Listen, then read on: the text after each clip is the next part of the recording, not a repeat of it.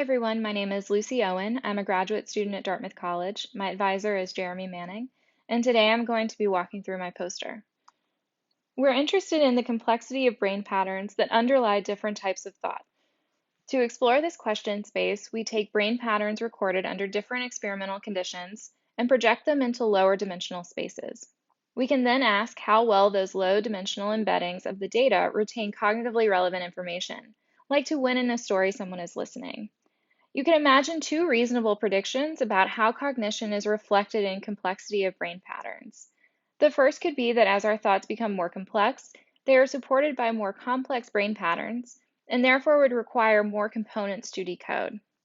The second could be that as our thoughts become deeper and more complicated, the units of neural activity carry more information, and therefore would require fewer components to decode.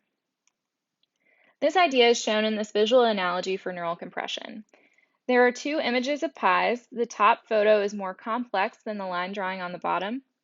On the left, we're illustrating that it takes fewer components to reach the same 95% variance explained in the less complex pie, which corresponds to higher compression. However, on the right, we're showing that with very few components, similar variance is explaining both pies. We investigated the dimensionality of neural patterns by training classifiers using more and more principal components, or in other words, less and less compression to decode. The dataset that we're using was collected by Uriason's group. Participants were scanned while being told a story from the Moth Radio Hour called Pie Man, and the goal was to understand the story, which was told either intact, or it was paragraph scrambled, or word scrambled, or they were just scanned during rest.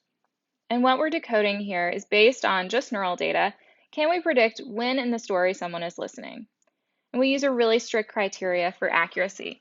If it's not the exact time, we treat it as incorrect. So we treat 2 seconds off as the same as being 2 minutes off.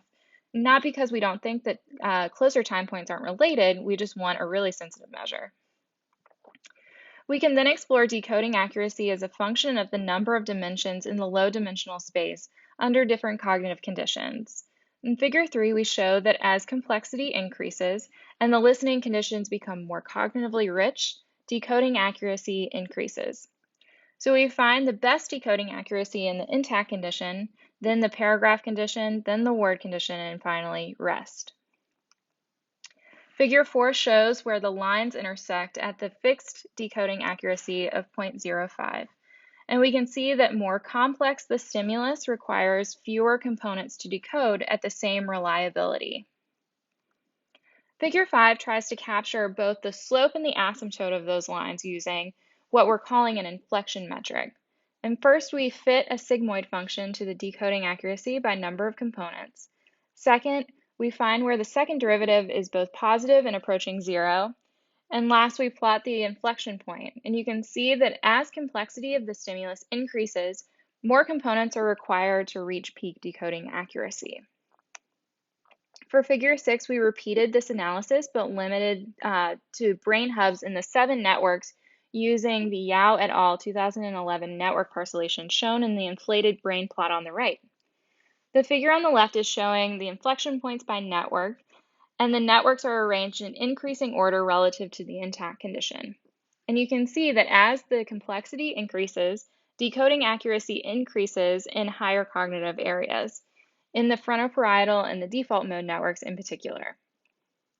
In the second part of the results, we really wanted to understand how dimensionality and compression are changing over time. And particularly if there is some understanding of the narrative that accumulates over time, we should be able to see that change. And so we repeated this analysis, but breaking the scan time for each condition into 3 intervals. Interestingly, the word condition seems to change quite a bit. So to quantify that change, we calculated the slope of decoding accuracy by third, and for each component and condition, which you can see on the left. We also repeated the analysis in Figure 5 to obtain the inflection point for each condition and for each third, which is shown on the right. And it looks like the change in decoding accuracy increases with time for the intact and paragraph condition, and that's with the same number or fewer components. But the change in decoding accuracy decreases for the word and the rest conditions. And this aligns with our idea that the changes in condition across time would coincide with accumulated understanding of the narrative. So to summarize, we train classifiers using more and more principal components to decode, and in other words, less and less compression, and we compared across conditions with varying degrees of cognitive richness. We found that as listening conditions become more cognitively rich and complex, decoding accuracy increased. Also, decoding accuracy increased as the understanding of the narrative accumulated over time in the more complex listening conditions, while decreasing over time in the less complex conditions. Decoding accuracy also increased in higher cognitive areas in the more complex listening conditions. And we found that as story listening conditions become more complex, more components are required to decode. Conversely, we've also found that we could decode better with more impoverished data when there is some underlying structure of the narrative providing cognitive richness. And this helps us answer the questions before about how complex thoughts are related to neural activity patterns. Specifically, we find that as the complexity of our thoughts increase, neural compression decreases. However, as our thoughts become deeper and richer and more reliable information is available at higher neural compression. I'd like to thank my lab and my advisor, Jeremy Manning, as well as our funding sources. And please check out our lab website, contextlab.com, for more information. Thank you.